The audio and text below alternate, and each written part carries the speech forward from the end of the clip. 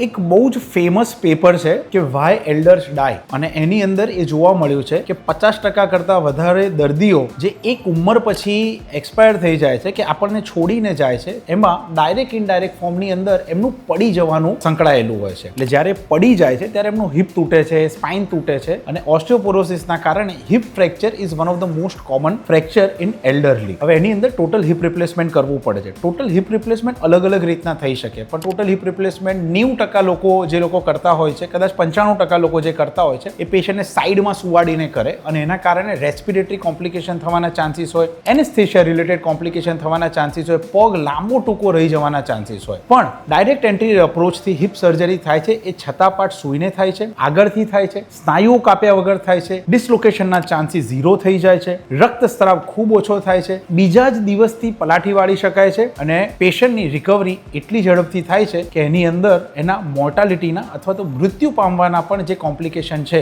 એ complication લગભગ નહીવત થાય છે. હું ડોક્ટર કુશ વ્યાસ સાઉથ ગુજરાતની અંદર સૌથી વધારે ડાયરેક્ટ એન્ટિરિયર અપ્રોચથી ટોટલ હિપ રિપ્લેસમેન્ટ કરું છું અને જ્યારે પણ તમે કોઈ પણ હિપ રિપ્લેસમેન્ટ સર્જરી કન્સિડર કરતા હોય ત્યારે તમારા ડોક્ટરને ડાયરેક્ટ એન્ટિરિયર અપ્રોચ વિશે ચોક્કસ પૂછો.